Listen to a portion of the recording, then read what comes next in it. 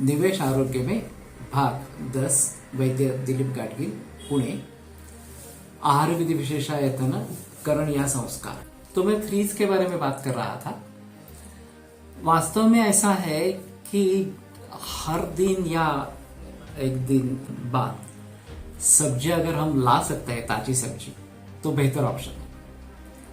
अगर ये नहीं हो सकता कि हफ्ते भर की सब्जी एक ही बार लेके आनी है तो हफ्ते भर तो टिकती नहीं है, तो उसके लिए फ्रीज का वापर अनिवार्य इस प्रकार का हो जाता है। वैसे नेचुरल में मटके का फ्रीज बनता है और उसमें 2-3 दिन से ज़्यादा सब्जी टिकती नहीं है, लेकिन उसका प्रचलन उतना नहीं है, बिल्कुल ही नहीं है।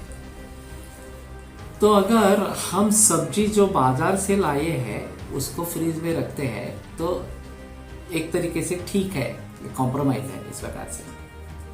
लेकिन जब उसको निकालेंगे और सब्जी बनाएंगे उसकी, तो वो सब्जी फिर से फ्रीज में नहीं डाल देंगे, उसी रात को खत्म करनी है। अगर शेष रह गई तो किसी को दे दीजिए, दान दे दीजिए, उसका उसी रात को दे दीजिए इस प्रकार से। या इस प्रकार से कुछ वायु वगैरह उपकरण है जिसमें से ये वायु बनता है जो ज्वलनशील होता है और उसका पकाने में प्रयोग कर सकते हैं। तो ऐसे कुछ डिवाइस होनी चाहिए, नहीं तो ये कंपोस्टिंग के लिए जाना चाहिए। ये बातें हैं, लेकिन ये दूसरे दिन रख के या फ्रीज में रख के दूसरे दिन खाना ये गलत इस प्रकार की बात है। तो फ्रीज का वापर जो है वो मर्यादित रूप में ही होना है। और हम समझते हैं कि पदार्थ टिकते हैं, लेकिन पदार्थों पर 2 चीजों की प्रक्रिया होती रहती है। एक बाह्य उष्णता जो है, तापमान जो है, फ्रीज में हम उसको कंट्रोल कर लेते हैं, अब तो बाह्य तापमान नहीं रहता, कम हो जाता है बिल्कुल। लेकिन एक काल का भी परिणाम होता रहता है कि काल से परिपक्व चीजें होती रहती है, और खास करके फलों के बारे में दिखाई देता है।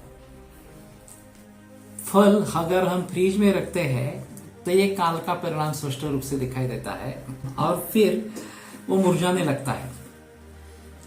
3-4 दिन के बाद चाहे सेब रखे चाहे और कोई फल रखे इस प्रकार से, तो वो टिकता नहीं है। तो इसका मतलब ये है कि काल के परिणाम को खास करके कच्चे चीजों के बारे में हम टाल नहीं सकते। तो बेहतर ऑप्शन है कि फल बाहर ही रखे, जब पक जाए तो उनका सेवन करके बंद कर दे, उसको फ्रीज में रखने का कोई संबंध न रखे। और केवल कच्ची सब्जी फ्रीज में रख सकते हैं, और वो भी ज्यादा नहीं। दूध भी लोग ऐसा ही करते हैं कि थैली आती है दूध की या बॉटल आती है तो फ्रीज में रख देते हैं, और चाय बनाने के लिए जितनी दूध चाहिए उतनी निकाल लेते हैं, बाकी वैसे ही फ्रीज में पड़ी रहती है। तो ये भी अच्छा नहीं है।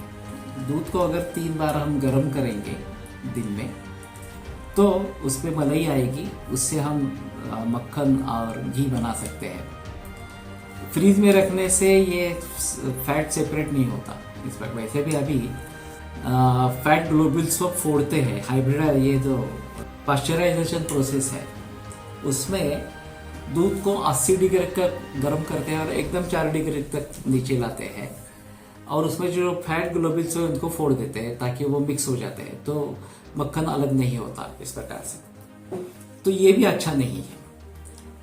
तो वास्तव में ऐसा रहेगा कि ऐसी स्थिति में जो संस्कार हमारे लिए फायदेमंद हो, कम से कम हानिकारक न हो, उन्हीं को हमें अपनाना है।